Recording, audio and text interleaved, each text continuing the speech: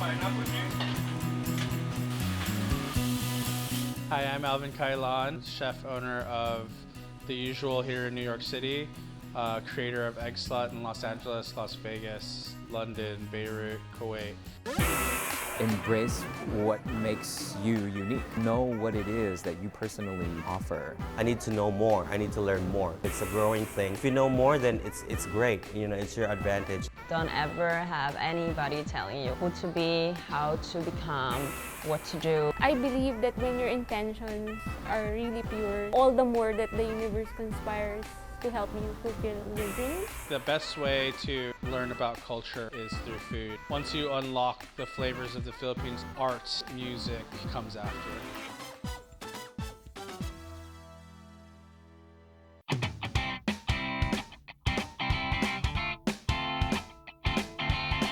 Food obviously is very important, right? I think if you're a Filipino,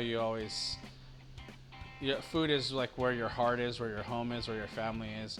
So food has always been important to me, but as far as a career, my first job was a dishwasher when I was 15 years old. I worked at a convent in LA. That's where I first started to cook. My parents never wanted me to cook. They wanted me to be a businessman, accountant, so I went to school for that. And long story short, I didn't like that life, so I went to culinary school on my own. I didn't tell anyone. I didn't tell my parents. One day they woke up and I was in Portland. They had no idea I left. I worked at various restaurants. I worked for the best restaurant in the state. I left and went back to LA. I worked for a Michelin star chef in Los Angeles. When I was approaching 30, I was like 28 years old. My bills started to get higher. You know, I wanted to make more money.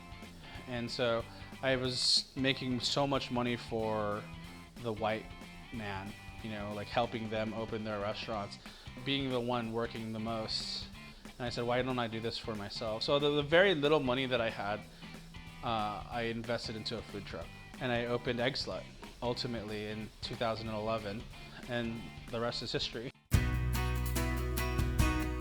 Eggs is quintessentially one of the first things you learn as a Filipino. Sometimes we were so poor we didn't have much. So eggs and rice was something that I made a lot when I was a kid. Eggs were the ingredient that I made the most, and until I started Egg Slut, I cooked eggs every day. So it was a natural transition.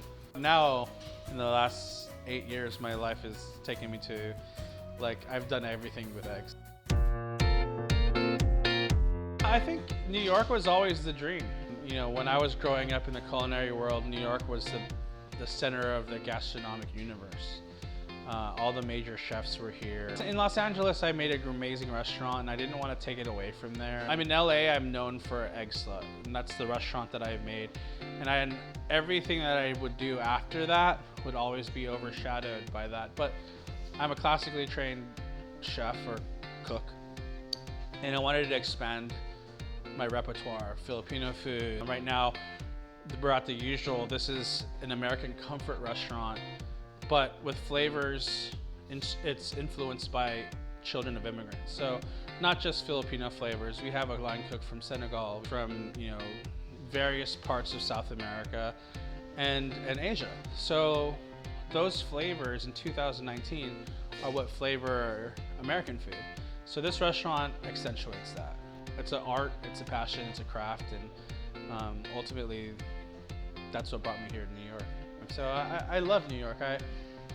I can't say that I don't love LA, I'm from there, but New York is special. I don't know if it's pride or what, but being a cocinero is not what parents want. When I first decided to become a chef, I didn't talk to my family for 5 years. That's the difficult part, because family wants what's best for you, but it's not necessarily always right. If I were to follow my family's dream for me, I probably wouldn't have been as happy as I am now. They're happy now. Obviously, 2 decades of worrying, you know, how I'm gonna turn out is now, they have nothing to worry about. I've always thirsted to learn my culture. I've been going back and forth to the Philippines from 1 year old till 16.